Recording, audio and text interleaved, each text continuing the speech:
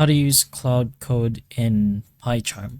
So one of the ways you can technically use Cloud Code is to just make use of their plugins since it is available there. So go ahead and navigate yourself to the plugins. In our case, we're just gonna do it here in our settings. So in your plugins, go ahead and go to your marketplace and search for Cloud Code. As of now, it is still in beta, but it is still one way you can do this.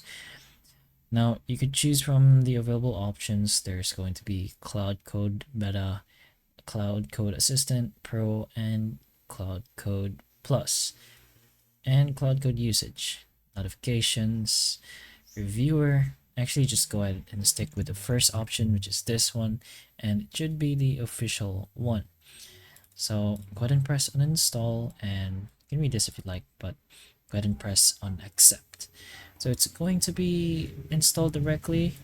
So what you're gonna do now is just apply that just in case, and then press on OK. So it's already enabled, and press on OK. But while coding in Pycharm, you can keep your Claude running in your terminal so you can use it side by side with your editor. And once the plugin is installed, it should just be directly here.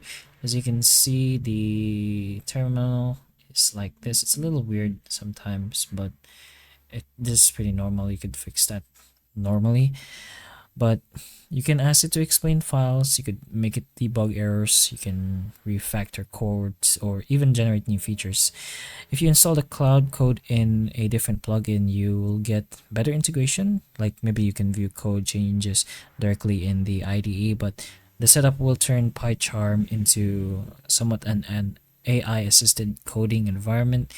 Usually it's just the normal kind, but even without a full native plugin, this will make your workflow much faster and efficient.